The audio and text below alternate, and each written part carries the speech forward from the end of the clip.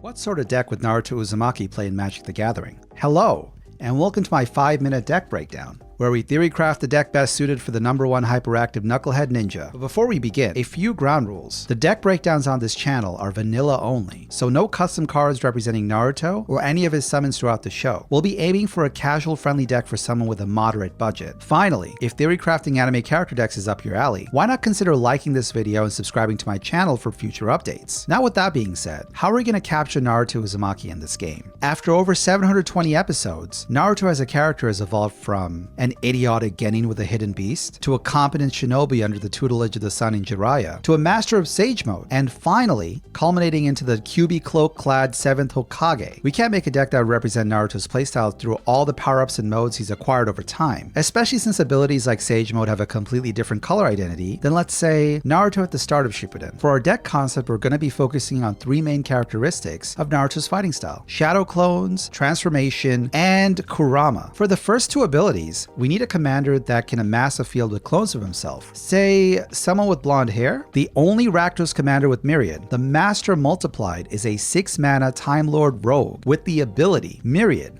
The legend rule doesn't apply to creature tokens you control. Triggered abilities you control can't cause you to sacrifice or exile creatures you control. There is a lot of terms here, so let's break this down piece by piece. Myriad is an ability in Magic the Gathering, where whenever a creature attacks, for each opponent other than the one being attacked, I get to create a token copy of this creature tapped and attacking. Normally, Myriad clones poof out of existence when combat is finished, but the Master can keep these tokens around with his ability. The ability also stops the Master clones from being destroyed, as normally under the legend rule, there can only exist one legendary creature with a particular name on your side of the field at a time. The Master Multiplied is the perfect representation of Naruto's signature Shadow Clone Barrage combat style. When he attacks, he spawns clones that also have the ability to spawn clones on your next turn's combat. Repeat until you have a clone army. Our deck is going to use this surplus of creatures well, having us sacrifice them for card draw, recursion, or even gain back life. But the real goal of this deck isn't just to attack my opponent with an army of Naruto clones. No.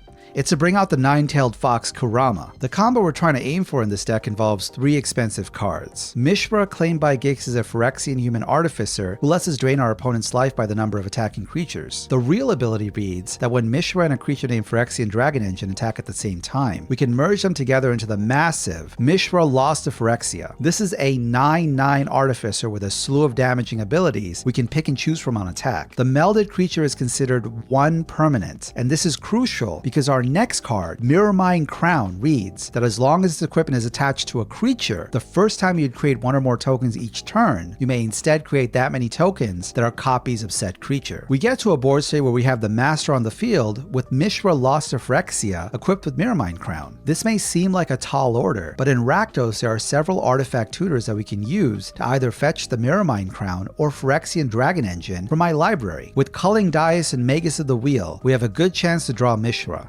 Otherwise, we can fetch him from our graveyard with Rakdos Joins Up or Hell's Caretaker. When the Master attacks, his Myriad effect will spawn 3 Master clones for each player, which will turn into copies of Mishra Lost to Phyrexia as a result of Mirror Mind Crown's ability, more or less winning us the match. If our opponent stops us from merging Mishra and Dragon Engine into Mishra Lost to Phyrexia, an alternate win condition for this deck involves using the same Mirror Mind combo to turn our Master clones into copies of Delina, Wild Mage. Delina has the ability to attack where we can roll a 20-sided die, and depending on what the result was, we can either create another attacking clone of Delina, or if we high roll on a 15 to 20, we can create the token and repeat the process. Since each Delina clone triggers this ability separately, we can end up with an enormous wave of women, similar to when Naruto used his final sexy clone jutsu on Kaguya at the end of the show. So, do you think this deck captured the essence of Naruto? Are there any cards you think would be better suited to make this deck work more effectively? Let me know. Also, thank you for watching this video. What should the next anime character be that I cover? Let me know in the comments. Stay tuned, more to come.